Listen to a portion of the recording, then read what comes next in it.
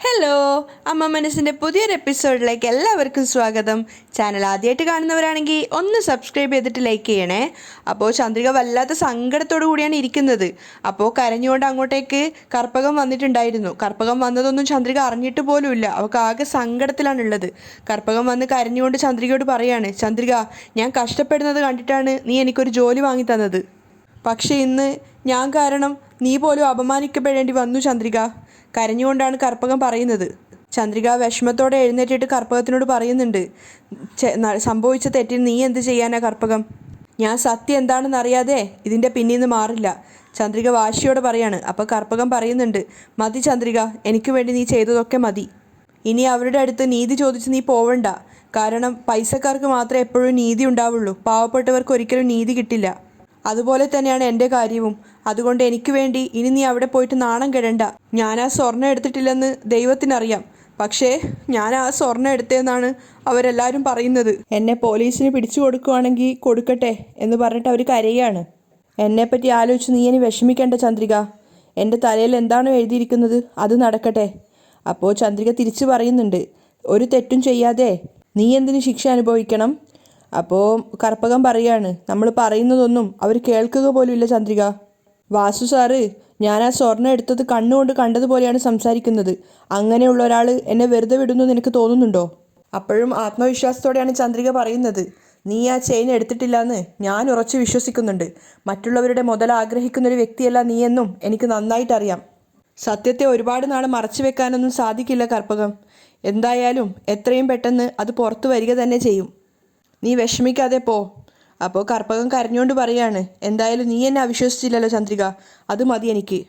ഞാൻ കുമ്പിടുന്ന ദൈവം സത്യമാണെങ്കിൽ എന്നെ രക്ഷിക്കുമായിരിക്കും എന്ന് പറഞ്ഞുകൊണ്ട് അവർ പോവുകയാണ് അവിടുന്ന്. ചന്ദ്രികയ്ക്ക് ശരിക്കും കർപ്പകത്തിനെ കുറിച്ച് ആലോചിക്കുമ്പോൾ വല്ലാത്ത സങ്കടം തോന്നുന്നുണ്ടായിരുന്നു. കാരണം അവളാണ് അവിടെ ഒരു ജോലി ആക്കി കൊടുത്തത്. അത് ആ പാവത്തിൻ്റെ ജീവിതം തന്നെ തകർത്തല്ലോ എന്ന് ആലോചിച്ചിട്ട് ചന്ദ്രികയ്ക്ക് വല്ലാത്ത കുറ്റബോധം തോന്നുവാണ്.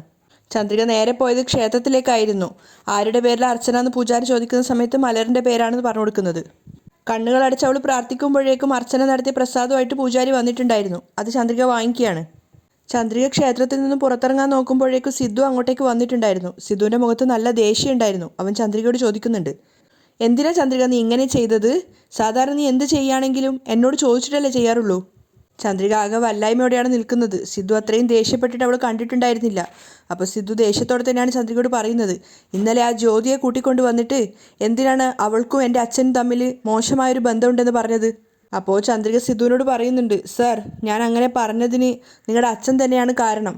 എങ്ങനെയാണ് സിദ്ധുവിനെ പറഞ്ഞ് മനസ്സിലാക്കുക എന്നറിയാതെ ചന്ദ്രിക വല്ലാതെ വിഷമിക്കുന്നുണ്ടായിരുന്നു. അവൾ പറയാണ്, നിങ്ങളുടെ അച്ഛൻ ആ ജാനകി അമ്മായിയുടെ ചെയിൻ എടുത്ത് കൊണ്ടുപോയിട്ട് ജ്യോതിക്ക് കൊടുത്തതാണ്. ഏത് ചെയിനാണോ ജാനകി അമ്മായി കാണുന്നില്ല എന്ന് പറഞ്ഞത്, ആ ചെയിൻ ഞാൻ ജ്യോതിയുടെ കഴുത്തിൽ കണ്ടിട്ടുണ്ട്. സിദ്ധു ദേഷ്യത്തോടെ ചന്ദ്രികയെ നോക്കി നിൽക്കുകയാണ്. അപ്പോൾ ചന്ദ്രിക പതറി പറയുന്നുണ്ട്, അത് മാത്രമല്ല, ജ്യോതിയും നിങ്ങളുടെ അച്ഛനും തമ്മിൽ പല സ്ഥലങ്ങളിൽ വെച്ചിട്ടും മോശമായ രീതിയിൽ ഞാൻ കണ്ടിട്ടുണ്ട്. നിങ്ങളുടെ അച്ഛനോട് ഞാൻ ദേഷ്യപ്പെട്ടിട്ടുണ്ട്. അവർ തമ്മിൽ മോശമായൊരു ബന്ധമുള്ളത് എനിക്ക് നന്നായിട്ടറിയാം. സിദ്ധുവിനോട് അത്രയും പറഞ്ഞു കഴിയപ്പോഴേക്കും ചന്ദ്രിക നാണക്കേട് പോലെ തലതാഴ്ത്തുകയാണ്. സിദ്ധു ദേഷ്യത്തോടെയാണ് ചന്ദ്രികയെ നോക്കി നിൽക്കുന്നത്. കാരണം അവൾ പറഞ്ഞതൊന്നും അവൻ വിശ്വസിക്കാൻ കൂട്ടാക്കിയിട്ടുണ്ടായിരുന്നില്ല.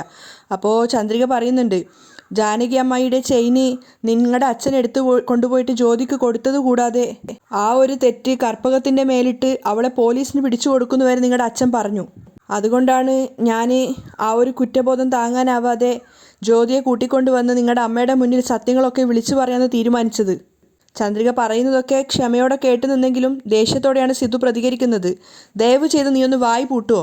നീ തന്നെ എന്തെങ്കിലുമൊക്കെ തീരുമാനിച്ച് ചിന്തിച്ചിട്ട് അതെല്ലാവരും കേൾക്കാൻ വേണ്ടി പറയരുത്. ഒരു സാധനം ലോകത്തിൽ ഒരാളുടെ കയ്യിൽ മാത്രമേ ഉണ്ടാവുള്ളൂ. അങ്ങനെയുള്ള സാധനം വേറെ ആരുടെ ലോകത്ത് നീ കണ്ടിട്ടില്ലേ? എൻ്റെ അമ്മയുടെ അടുത്തുള്ളത് പോലുള്ള ഒരു മാല ജ്യോതിയുടെ കഴുത്തിൽ ഉണ്ടായിക്കൂടെ?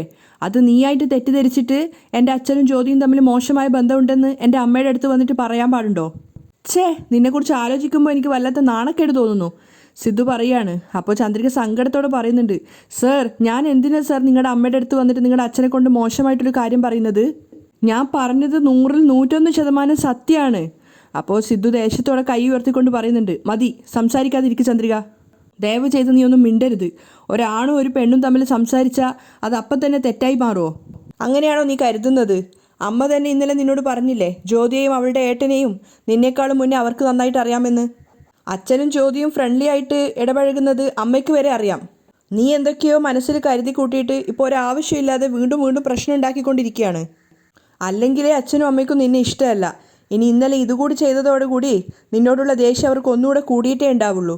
ഇതൊക്കെ എവിടെ ചെന്ന് അവസാനിക്കുമെന്ന് അറിയില്ല. സിധുവിന് ദേഷ്യവും സങ്കടവും ഒക്കെ വരുന്നുണ്ടായിരുന്നു.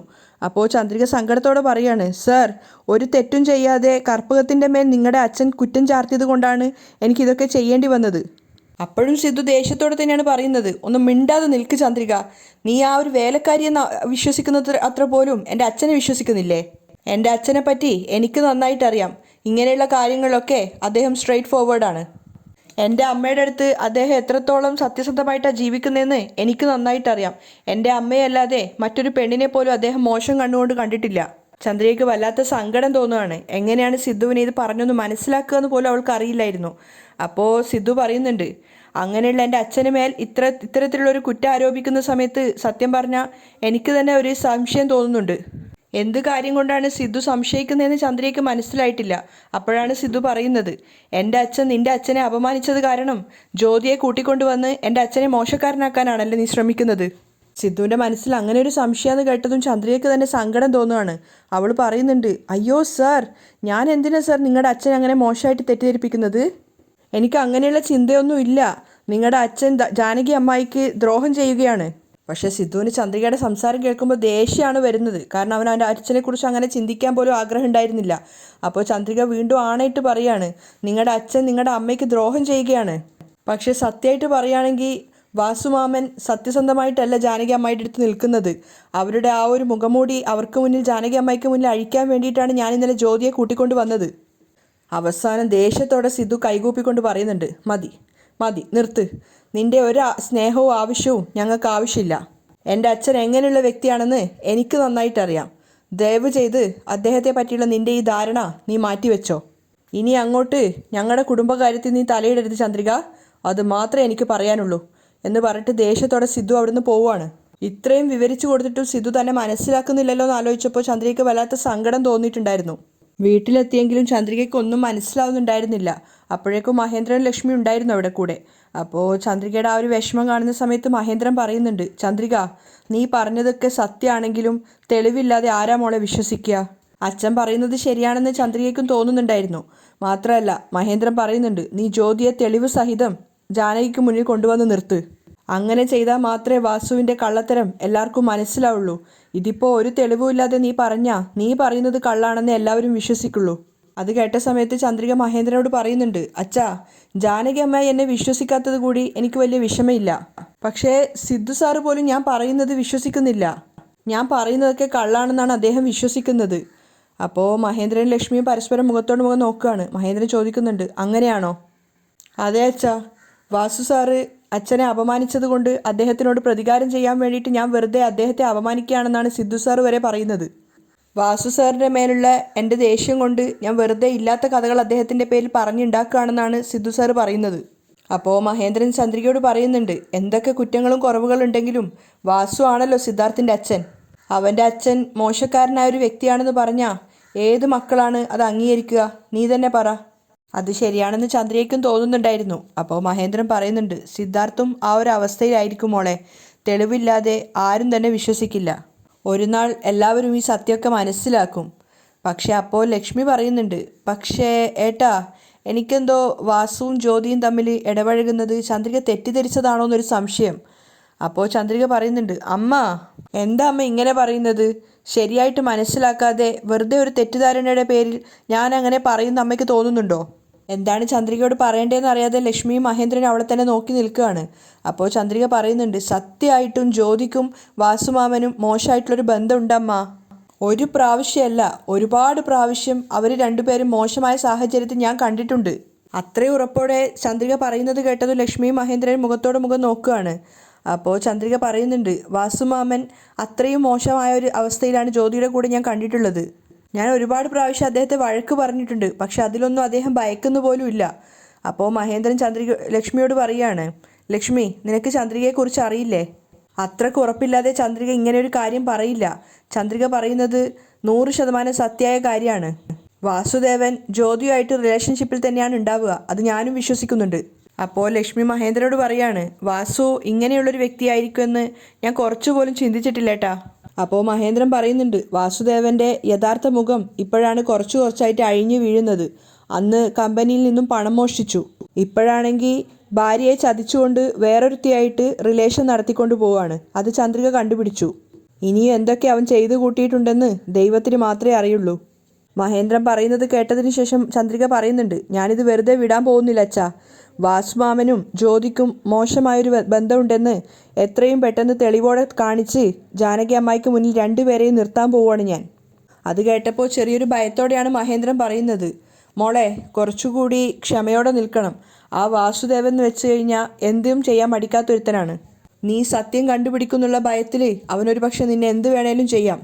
അപ്പോൾ ചന്ദ്രിക പറയുന്നുണ്ട്, അതൊക്കെ ഞാൻ നോക്കിക്കോളാം അച്ഛാ, നിങ്ങളൊന്നുകൊണ്ടും ഭയപ്പെടേണ്ട. പക്ഷേ ലക്ഷ്മിക്കും മഹേന്ദ്രനും ചെറിയൊരു ഭയം ഉണ്ടായിരുന്നു. അതേസമയം സിദ്ധാർത്ഥാണെങ്കിൽ അവൻ്റെ മുറിയിൽ വെച്ചിട്ട് ചന്ദ്രിക പറഞ്ഞതിനെക്കുറിച്ച് തന്നെയാണ് ചിന്തിച്ചുകൊണ്ടേയിരിക്കുന്നത്. എല്ലാവർക്കും മുന്നിൽ ജ്യോതിയെ കൊണ്ടുവന്നിട്ട് ചന്ദ്രിക പറഞ്ഞിട്ടുണ്ടായിരുന്നു, നിങ്ങളുടെ കാണാതെ പോയ ആ ഒരു ചെയിന് ജ്യോതിയുടെ കയ്യിലാണുള്ളത്. ഈ ജ്യോതി വാസുദേവൻ സാറുമായിട്ട് മോശപ്പെട്ടൊരു ബന്ധത്തിലാണുള്ളത്. അപ്പോൾ അതൊക്കെ ഇങ്ങനെ ഓർക്കും തോറും സിദ്ധുവിന് വല്ലാത്ത ദേഷ്യവും സങ്കടമൊക്കെ വരികയാണ്. മാത്രമല്ല വാസു പറഞ്ഞിട്ടുണ്ടായിരുന്നു, ഞാൻ എന്തിന് ജാനകിയുടെ ചെയിൻ എടുത്തിട്ട് ജ്യോതിക്ക് കൊടുക്കണം.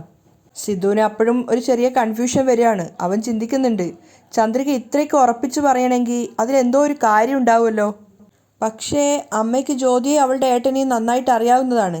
ഒരുപക്ഷെ അച്ഛനും ജ്യോതിയും തമ്മിൽ കുറച്ച് അടുത്തിടപഴകിയത് ചന്ദ്രിക തെറ്റിദ്ധരിച്ചതായിരിക്കുമോ? ഇനി അതല്ല, അച്ഛനും ജ്യോതിയും എന്തെങ്കിലും സത്യം മറച്ചു പിടിക്കുന്നതായിരിക്കുമോ? സിദ്ധുവിന് ആകെ സംശയമാവുകയാണ്. പിന്നെ അവൻ തന്നെ ചിന്തിക്കുന്നുണ്ട്, ഏയ് അങ്ങനെയൊന്നും ആയിരിക്കില്ല. അച്ഛൻ അമ്മയുടെ മേൽ അത്രയ്ക്കധികം സ്നേഹമുണ്ട്. അച്ഛൻ ഒരു കാലത്തും അമ്മയെ ചതിക്കുകയേ ചെയ്യില്ല. തീർച്ചയായിട്ടും അച്ഛൻ ഒരു തെറ്റും ചെയ്തു കാണില്ല. ചന്ദ്രികയാണ് അവരെ തെറ്റിദ്ധരിച്ചിട്ട് ഇങ്ങനെയൊക്കെ ചിന്തിച്ചു കൂട്ടുന്നത്. അച്ഛൻ ഒരു തെറ്റും ചെയ്തിട്ടില്ലെന്ന് ചന്ദ്രികയ്ക്ക് ഞാൻ തെളിയിച്ചു കൊടുക്കും, സിദ്ധാർത്ഥ് മനസ്സിൽ വിചാരിക്കുകയാണ്. അതേസമയം മലരും പ്രിയയും കൂടെ കളിച്ചുകൊണ്ടിരിക്കുമ്പോഴാണ് മനീഷ് അങ്ങോട്ടേക്ക് വരുന്നത്. മനീഷിനെ കണ്ടപ്പോഴേക്കും പ്രിയ അങ്ങോട്ടേക്ക് ഓടി ചെല്ലുകയാണ്, അച്ഛാന്ന് വിളിച്ചിട്ട്. മനീഷാണെങ്കിൽ കയ്യിലൊരു കവറൊക്കെ ആയിട്ടാണ് വന്നിട്ടുണ്ടായിരുന്നത്. അതിൽ നിന്നൊരു ഐസ്ക്രീം എടുത്ത് പ്രിയക്ക് കൊടുത്തപ്പോൾ പ്രിയ ചോദിക്കുന്നുണ്ട്, എനിക്ക് മാത്രമേ ഉള്ളൂ? അല്ല, മലറിനും ഉണ്ട് എന്ന് പറഞ്ഞിട്ട് മലറിനെയും വിളിക്കുകയാണ്. മലരത് കിട്ടിയപ്പോൾ തന്നെ താങ്ക്സ് പറഞ്ഞിട്ട് വേഗം അവിടുന്ന് പോകുന്നുണ്ട്. അങ്ങനെ പ്രിയയും കൂട്ടിക്കൊണ്ട് വീട്ടിലേക്ക് പോവുകയാണ് മനീഷ്. അവിടെ എത്തിയിട്ട് മനീഷ് തന്നെയാണ് ഐസ്ക്രീം പ്രിയക്ക് തുറന്നു കൊടുക്കുന്നത്. അപ്പോൾ പ്രിയ അത് വാങ്ങിച്ചിട്ട് അച്ഛനോടും കഴിക്കാൻ പറയുന്നുണ്ട്. മനീഷ് വേണ്ടാന്ന് പറഞ്ഞെങ്കിൽ അച്ഛനോടുള്ള സ്നേഹം കൊണ്ട് പ്രിയ വീണ്ടും കഴിക്കാൻ നിർബന്ധിക്കുകയാണ്. അങ്ങനെ അച്ഛനും മോളും കൂടെ സ്നേഹത്തോടെ ഐസ്ക്രീം കഴിച്ചുകൊണ്ടിരിക്കുമ്പോഴാണ് മേഘ അങ്ങോട്ടേക്ക് വരുന്നത്. അവർ തമ്മിലുള്ള ആ ഒരു സ്നേഹം നിറഞ്ഞ ബോണ്ടിങ് കണ്ടപ്പോൾ മേഘയ്ക്ക് ദേഷ്യം വരികയാണ്. അവൾ പ്രിയയുടെ കയ്യിൽ നിന്നും ഐസ്ക്രീം തട്ടി താഴെ ഇടുകയാണ്. മനീഷും പ്രിയയും ഞെട്ടിയിട്ട് എണീക്കുന്നുണ്ട്. അപ്പോൾ മേഘ ദേഷ്യത്തോടെ മനീഷിനോട് പറയുന്നുണ്ട്, എന്തിനാ എൻ്റെ മോൾക്ക് നീ ഐസ്ക്രീമൊക്കെ വാങ്ങിച്ചു കൊടുത്തത്? അവരുടെ ആ ഒരു സംസാരം ബഹളമൊക്കെ കേട്ടിട്ടാണ് മുത്തശ്ശി അങ്ങോട്ടേക്ക് വന്നിട്ടുള്ളത്. അപ്പോൾ മേഘ മനീഷിനോട് തട്ടിക്കയറുന്നുണ്ട്, ഇവക്ക് 2 ദിവസമായിട്ട് പനിയും ഛർദിലും ഒക്കെ ആയിരുന്നു, അറിയോ? അതിനുശേഷം പ്രിയയുടെ നേരെ തട്ടിക്കയറാണ് മേഘ. എന്തിനാ അയാൾ തരുന്നതൊക്കെ വാങ്ങി കഴിക്കുന്നത് എന്ന് പറഞ്ഞിട്ട് പ്രിയയെ തല്ലുന്നുണ്ടായിരുന്നു. പക്ഷെ അത് കണ്ടപ്പോൾ മനീഷിന് വല്ലാതെ ദേഷ്യം വന്നിട്ട് മനീഷ് മേഘയുടെ ചെകിട്ടത്ത് നോക്കി ഒന്ന് പൊട്ടിച്ചു കൊടുക്കുകയാണ്. ആ സമയത്ത് മുത്തശ്ശിയും പ്രിയയും മേഘയെ ഒരുപോലെ ഞെട്ടിത്തരിച്ചിട്ടുണ്ടായിരുന്നു. കാരണം മനീഷ് അങ്ങനെ ചെയ്യുന്ന അവരാരും പ്രതീക്ഷിച്ചിട്ടുണ്ടായിരുന്നില്ല. മനീഷ് ദേഷ്യത്തോടെ മേഘയോട് പറയുന്നുണ്ട്, നിനക്ക് ദേഷ്യം ഉണ്ടെങ്കിൽ അത് എൻ്റെ നേരെ തീർക്കുക. കുട്ടിയുടെ നേരെ കൈവച്ച് കഴിഞ്ഞാൽ അതിനുശേഷം ഞാൻ പിന്നെ മനുഷ്യനെ പോലെ ആയിരിക്കില്ല പെരുമാറുക. മേഘ ശരിക്കും ഭയന്നു പോയിട്ടുണ്ടായിരുന്നു. അപ്പോൾ മനീഷ് പറയുന്നുണ്ട്, എന്താ എൻ്റെ മോൾക്ക് എനിക്കൊരു ഐസ്ക്രീം വരെ വാങ്ങിക്കൊടുക്കാൻ പറ്റില്ലേ? അപ്പോൾ മേഘ ദേഷ്യത്തോടെ പറയാണ്, 2 ദിവസമായിട്ട് അവൾക്ക് പനിയാണ്. നീ നിൻ്റെ ഇഷ്ടം പോലെ ഐസ്ക്രീം വാങ്ങിക്കൊടുത്താ അവൾക്ക് വരുന്ന അസുഖം ആരോടാ ഞാൻ പറയുക? പ്രിയക്ക് പനിയുണ്ടെന്ന് എനിക്കെങ്ങനെ മനസ്സിലാവും? ഇനി അങ്ങനെ ഉണ്ടെങ്കിൽ തന്നെ അത് നീ മര്യാദയ്ക്ക് പറയണം. അവളെ അടിച്ചിട്ട് പറയാൻ മാത്രം അവൾ അതിനു മാത്രം വലിയ തെറ്റൊന്നും ചെയ്തിട്ടില്ല. അപ്പോൾ മേഘ അവനോട് പറയുന്നുണ്ട്, നോക്ക്, എൻ്റെ മോളെ എങ്ങനെ തല്ലി വളർത്തണമെന്ന് എനിക്കറിയാം. അത് നീ എനിക്ക് ക്ലാസ് എടുത്ത് തരണ്ട. ആദ്യം ഇവിടുന്ന് പോവാൻ നോക്ക്. അപ്പോൾ മനീഷ് പറയുന്നുണ്ട്, ഇങ്ങോട്ട് നോക്ക്, എനിക്ക് സമയം കിട്ടുമ്പോഴാണ് എൻ്റെ മോളെ കാണാൻ വരുന്നത്. ആ സമയത്ത് കാണാൻ പാടില്ല, സംസാരിക്കാൻ പാടില്ല എന്ന് പറയാൻ നീ ആരാ? ഞാൻ പ്രിയയും കൂട്ടി പുറത്തേക്ക് പോകാൻ വന്നതാ. പുറത്തേക്ക് പോകാൻ വന്നതോ? അതൊന്നും പറ്റില്ല. മേഘ ദേഷ്യത്തോടെ പ്രിയയോട് പറയുന്നുണ്ട്, പ്രിയ നീ അകത്തേക്ക് പോ. പ്രിയ പേടിയോടെ നിൽക്കുകയാണ്. കാരണം അവൾക്ക് മനീഷിൻ്റെ കൂടെ നിൽക്കാനായിരുന്നു ആഗ്രഹം. അപ്പോൾ മനീഷ് കുട്ടിയുടെ കയ്യിൽ കയറി പിടിക്കുന്നുണ്ട്. അപ്പോൾ മേഘ പറയാണ്, നിന്നോട് അകത്തേക്ക് പോകാനാണ് പറഞ്ഞത്. പ്രിയ മോള് നിൽക്ക്. നീ എന്തിനാ പ്രിയയുടെ അകത്തേക്ക് കയറി പോകാൻ പറയുന്നത്? ഞാൻ അവളെയും കൂട്ടി ബീച്ചിൽ പോകാൻ വേണ്ടിയിട്ടാണ് വന്നത്. അവൾ ഒരുപാട് നാളായി ബീച്ചിൽ പോകണമെന്ന് ആഗ്രഹം പറയുന്നു. ഞാനിന്ന് ഇവളെ ബീച്ചിൽ കൂട്ടിക്കൊണ്ട് പോകാൻ വന്നതാണ്. അപ്പോൾ മേഘ പറയുന്നുണ്ട്, നീ അവളെയും കൂട്ടി എവിടെയും പോകേണ്ട ആവശ്യമില്ല. പ്രിയ അകത്തേക്ക് കയറ് എന്ന് പറഞ്ഞിട്ട് പ്രിയയുടെ കയ്യിൽ മേഘയും പിടിക്കുകയാണ്. ഒരു കയ്യിൽ മനീഷും പിടിച്ചിട്ടുണ്ടായിരുന്നു. അപ്പോൾ രണ്ടുപേരും കൂടി പ്രിയയുടെ അങ്ങോട്ടും ഇങ്ങോട്ടും പിടിച്ച് വലിക്കുകയാണ്. മനീഷ് പറയുന്നത് വെച്ച് കഴിഞ്ഞാൽ അവന് പ്രിയയും കൂട്ടിയിട്ട് ബീച്ചിൽ പോകണമെന്ന്. മേഘയാണെങ്കിൽ അതിന് സമ്മതിക്കുന്നുമില്ല. പ്രിയയും കൂട്ടിയിട്ട് എവിടെ പോകണം പോകണ്ടാന്ന് തീരുമാനിക്കുന്നത് ഞാനാണ്. എവിടെ പോകണം പോകണ്ടാന്ന് പറയാനുള്ള ഒരു അവകാശവും നിനക്കില്ല. മനീഷ് മേഘയോട് തർക്കിക്കുകയാണ്. അങ്ങനെ രണ്ടുപേരും കൂടിയിട്ട് ആ കുഞ്ഞിൻ്റെ പേരിൽ തർക്കിച്ചുകൊണ്ടേ ഇരിക്കുകയാണ്. അപ്പോൾ മേഘയാണെങ്കിൽ മനീഷിൻ്റെ കൈ പിടിക്കാൻ ശ്രമിക്കുന്നുണ്ടായിരുന്നു പ്രിയയും കൂട്ടിയിട്ട് അകത്തേക്ക് പോകാൻ വേണ്ടിയിട്ട്. ഇതൊക്കെ മുത്തശ്ശി കണ്ടുകൊണ്ട് നിൽക്കുന്നുണ്ടെങ്കിലും അവർക്കിടയിലേക്ക് മുത്തശ്ശി വന്നിട്ടുണ്ടായിരുന്നില്ല. കുഞ്ഞിൻ്റെ കൈ പിടിച്ച് രണ്ടുപേരും അങ്ങോട്ടും ഇങ്ങോട്ടും വലിക്കുകയാണ്. അവരുടെ ആ ഒരു ബഹളം കേട്ടിട്ടാണ് സിദ്ധു അങ്ങോട്ടേക്ക് വന്നത്. കാര്യം എന്താണെന്ന് മനീഷിനോട് ചോദിച്ചപ്പോൾ മനീഷ് പറയുന്നുണ്ട്, ഞാൻ പ്രിയയും കൂട്ടിയിട്ട് പുറത്തേക്ക് പോകാമെന്ന് വിചാരിച്ച് വന്നതാണ്, പക്ഷേ മേഘ സമ്മതിക്കുന്നില്ല. അപ്പോൾ സിദ്ധു അവളോട് പറയുന്നുണ്ട്, എന്താ മേഘ, മനീഷ് വല്ലപ്പോഴും അല്ലേ പ്രിയയെ കാണാൻ വരുന്നത്, ആ സമയത്ത് അവൻ്റെ കൂടെ വിടില്ല എന്ന് പറയുന്നത് എന്തിനാ? അവൻ്റെ കൂടെ കുഞ്ഞിനെ വിടാൻ നോക്ക്. അപ്പോൾ മേഘ പറയുന്നുണ്ട്, ഇങ്ങോട്ട് നോക്ക് സിദ്ധു, ഞങ്ങളുടെ പ്രശ്നത്തിൽ നീ തലയിടണ്ട. നിങ്ങൾ രണ്ടുപേരും സമാധാനത്തോടെയാണ് ഈ പ്രശ്നം പരിഹരിക്കുന്നതെങ്കിൽ ഞാൻ എന്തിനാ ഇടപെടേണ്ട ആവശ്യം? എന്നിട്ട് പ്രിയയോട് ചോദിക്കുന്നുണ്ട്, മോക്ക് അച്ഛൻ്റെ കൂടെ പുറത്തേക്ക് പോകണമെന്ന്. പ്രിയ സന്തോഷത്തോടെ പറയാണ്, ആ പോകണമെന്ന്. പിന്നെന്താ വേണ്ടത്? മനീഷ്, നീ കുട്ടിയെയും കൂട്ടി പുറത്തേക്ക് പോയിക്കോ. അപ്പോൾ മേഘ ദേഷ്യത്തോടെ സിദ്ധുവിനോട് പറയുന്നുണ്ട്, സിദ്ധു നീ എന്തേ പറയുന്നത്? എൻ്റെ കുഞ്ഞിനെ പറഞ്ഞേക്കാൻ നീ ആരാ? പ്രിയ നിൻ്റെ ഒറ്റയ്ക്കുള്ള കുട്ടിയല്ല, മനീഷിൻ്റെ കൂടെ കുട്ടിയാണ്. അതുകൊണ്ട് പ്രശ്നം ഉണ്ടാക്കാതെ അവൻ്റെ കൂടെ പറഞ്ഞു വിടാൻ നോക്ക്. പ്രിയയും പറയുന്നുണ്ട്, അമ്മ പ്ലീസ് അമ്മ, ഒറ്റൊരു പ്രാവശ്യം അച്ഛൻ്റെ കൂടെ പോയിക്കോട്ടെ അമ്മ. അപ്പം മേഘക്ക് ദേഷ്യം വരികയാണ്. ഇനിയൊരു പ്രാവശ്യം കൂടി ഇവൻ അച്ഛാന്ന് വിളിച്ചാൽ നിനക്ക് എൻ്റെ കയ്യിൽ നിന്ന് നല്ല തല്ല് കിട്ടും. അപ്പോൾ മനീഷ് മേഘയോട് പറയുന്നുണ്ട്, ഇനി പ്രിയയുടെ ദേഹത്ത് നീ കൈവെക്കുകയാണെങ്കിൽ ഞാൻ നിന്നെ എന്താ ചെയ്യാന്ന് എനിക്ക് തന്നെ അറിയില്ല. മേഘയും സിദ്ധുവും മുത്തശ്ശിയൊക്കെ മനീഷിൻ്റെ ആ ഒരു പെരുമാറ്റം കണ്ടപ്പോൾ ഞെട്ടിയിട്ടുണ്ടായിരുന്നു. അപ്പോൾ മനീഷ് പറയുന്നുണ്ട്, ഞാനും നോക്കിക്കൊണ്ടിരിക്കുകയാണ്, നീ എന്താ വല്ലാതെ ഓവറാക്കുന്നത്? അപ്പോൾ സിദ്ധു ഇടപെടുകയാണ്, ഏയ് മനീഷ്, കൂടുതൽ പ്രശ്നമാക്കണ്ട. ഇപ്പം എന്താ വേണ്ടത്? പ്രിയയും കൂട്ടി നിനക്ക് പുറത്തു പോയാൽ പോരെ, നീ പൊയ്ക്കോ. പ്രിയയും കൂട്ടിയിട്ട് മനീഷ് അവിടുന്ന് പോവുകയാണ്. മനീഷ് കുഞ്ഞിനെയും കൊണ്ട് പോയപ്പോൾ മേഘയ്ക്ക് അവൾ തോറ്റുപോയതുപോലെ തോന്നുവാണ്.